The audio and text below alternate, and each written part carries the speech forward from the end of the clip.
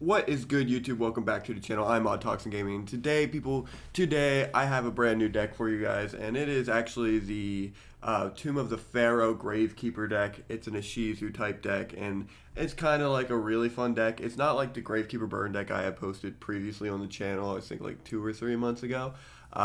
It's more like, more based around Necrovalley, and we don't actually have Necrovalley as a card, and even the skill itself isn't really Necrovalley, but it's still like a deck that can be built and a deck that, actually has competitive potential, especially if we get any more support to the Gravekeeper archetype. This deck could actually do very, very well. So, my buddy Alex right now, he's messing around with it, so I've been messing around with it. I was like, you know what, this deck is cool. I want to show more people about it. So, without further ado, I'm going to jump right into this deck profile. Skill we're playing, obviously, is Tomb of the Pharaoh. This is a skill that says that it's Necrovalley while it's on the field, and all Gravekeeper monsters on the field gain 200 attack and defense. And that's it. Nothing too special, nothing too powerful. Just remember that this is actually considered a field spell whenever you activate it. And so whenever it's destroyed, it goes to your graveyard and continues to be like a spell card in your graveyard. So that's not really all that important. Most of the times your opponent's going to not be MSTing this card or trying to get rid of this card. They're actually more so going to be trying to get rid of your back row cards because you play so many. So into the main monster list, we play, let's go with the one-ofs first. We play one Oracle. This card's insane. You tribute one Gravekeeper monster, and then you can make all monsters either lose 2,000 attack points, destroy all set cards your opponent controls, or the first effect, which I don't think anybody really uses. This card gains attack equal to the combined levels of monsters tributed for its tribute summon times 100.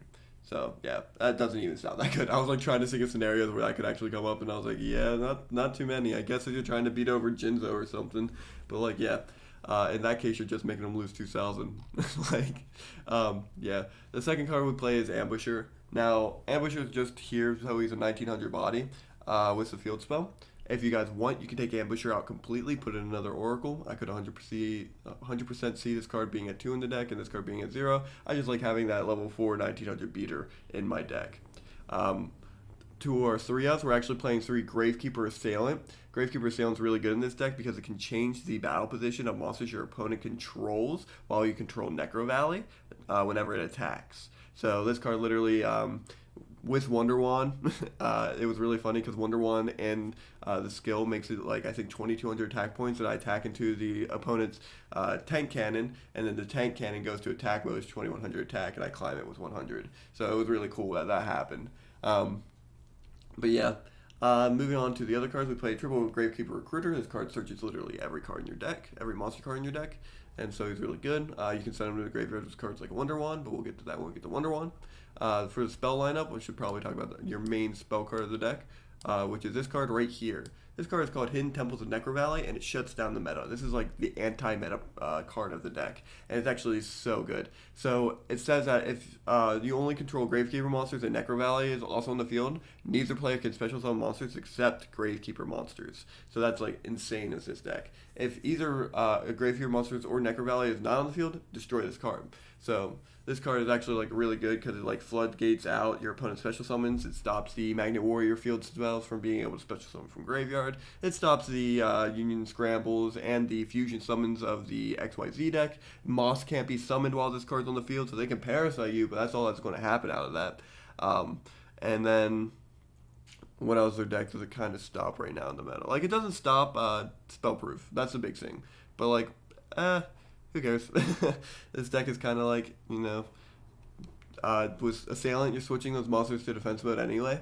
And so, like, that's just going to be how you, like, beat Jinzo and Spellproof. And then you use Wonder Wands, so they gain 500 attack. 2 Book of Moon, I'm not playing 3 for room. I want to play 20 cards because we want to make sure we're getting our Hidden Temples with a Gravekeeper as soon as possible. Wonder Wand, that way we can send our Recruiter to the graveyard, draw 2 cards, and then search any of our monsters. So that's very powerful. 2 Rite of Spirit. Now, again, this card is one of those things for room. If you guys want, you can play Rite of Spirit at 3, but take out a Wonder Wand. Can definitely see that happening for this deck, but I definitely wouldn't take out any of your Temples or any of your Book of Moon, so it would have to be the Wonder Wand. And then lastly, we play Triple Zoma. Zoma's probably the best card in the game. You'll hear me say it a million times. Shouldn't be in this game, but here it is, and we're going to be playing it at 3, especially because this deck can abuse it. So with Gravekeepers Assailant, you can actually switch your opponent's defense monster to attack position, then crash the Zoma into monsters, and then make them lose life points equal to the damage of the monster you crashed into. So that is very powerful. Moving on to, oh yeah, another thing to keep in mind is that I don't think Hidden Temples can activate if you control Zoma. A Gravekeepers monster and Necrovalley is on the field. Oh, it can. Cool. So the only thing is that Zoma can't activate whenever you actually resolve Hidden Temples. But that's fine. Moving on to the side deck, we played 2 Cosmic Cyclone for Parasites. We played 2 Lost Winds for the XYZ matchup and also the Magnet matchup. And you can also play for the Moss. That way you can climb it easier. And then lastly, we play 2 Offerings to the Doomed. This is just for whenever we play Book of Moons and we play against monsters that, our deck can't really out while in defense position. A deck that comes to mind right now is Gaia. So we just side this out and put in Offerings to the Doomed, and all of a sudden our deck can actually climb it and does really well at doing so. So without further ado, I'm just going to jump in right into this deck showcase, and yeah, I'll see you guys in a second. Alright, so this is a game I played with my friend Zaid. He likes XYZ. Like he told me, it's pretty much the only deck he knows in Speed Duels. So I just needed content. So I was like, yeah, XYZ would be a good deck to showcase this with. And it was a lot of fun to play with him. We had a lot of fun. We were on the phone with each other while we were playing. And these things, some of these cards in this deck are actually kind of crazy. So it says a lot. Alright, so starting off, revealing both hands, my opponent has Union Scramble in 3 pieces, which isn't really the greatest starting hand for him, but it's fine. So we just go with the Summon Ambusher as a 1900 beater, activate the Hidden Temples, that way we stop the fusion summons, and then set the Zoma face down. The opponent draws for turn, drawing into the Book of Moon, which is unfortunate. Book of Moon is a hard counter to your temple, so it just sets your Ambusher, and then, yeah, it's not that great. Ambusher gets flipped face up, but it doesn't matter because there's no monsters in the graveyard, and then the opponent easily climbs it because it has 0 defense. I'm going to summon Zoma to the field in defense mode, draw into the Gravekeepers Assailant, summon the Assailant, and then use Zoma here to attack into the Y Dragon Head. Our opponent will take 300 life points, and then direct for 1700 for the Assailant. Passing off to the opponent, he draws into the Union Hanger, which is really good, all things considering. Uses the Hanger, and then is able to get the Y Dragon Head, because he plays 3 copies. He normal summons the Y Dragon Head here, and then equips the Z Metal Tank, making a 2100 beater. Now this is where my opponent messes up, because yes, that's a 2100 beater here, and that's cool and everything, but Zoma can crash that. So yeah, it's kind of the downside here. He summons the YZ Tank Dragon to the field in defense mode, but like I said during the deck profile, it's all that happens here is I attack with the Z Assailant, switch it to attack mode, and then my monster dies here, but it still goes to attack mode just so I can crash the Zoma and then win the game. So that was a really, really cool play on my part. What's up, Mr. Potato? This guy just enters into the game and then immediately leaves. Going into game 2,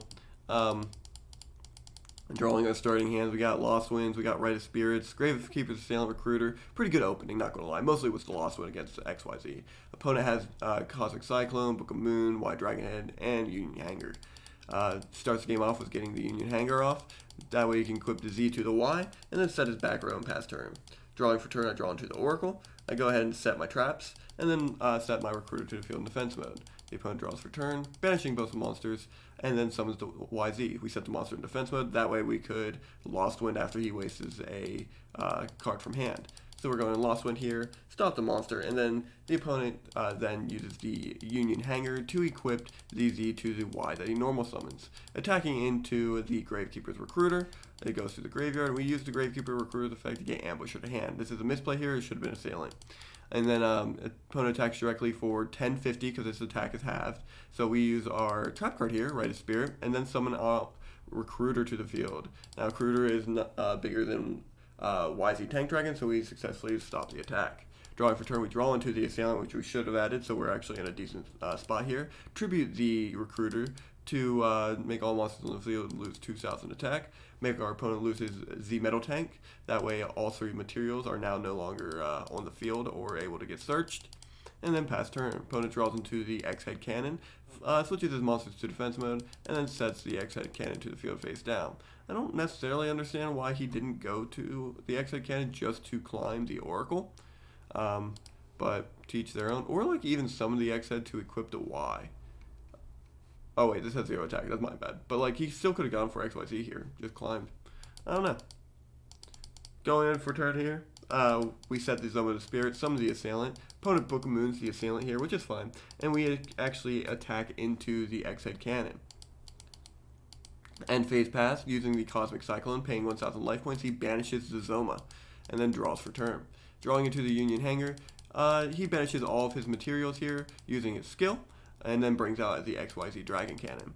This will allow me to get my Lost One from my graveyard and set it. Maybe that's why I didn't summon it last turn. Who knows? But now that I set my Lost One, I still have that available for me for my next turn. And then the opponent thinks he has targets in deck but doesn't, so I let him take it back. He activated Union Hanger with no targets. And then uses his YZ Tank Dragon to discard a card and then target the Lost One, destroying it. Battle phase, he attacks into the Assailant, because if he doesn't, he loses the game by me switching this to attack mode, since it only has 100 life or attack points. I draw for turn, I get the Hidden Temples of the Necrovalley, I activate it, and then I normal summon the Gravekeepers Assailant, attacking into the YZ Dragon Tank.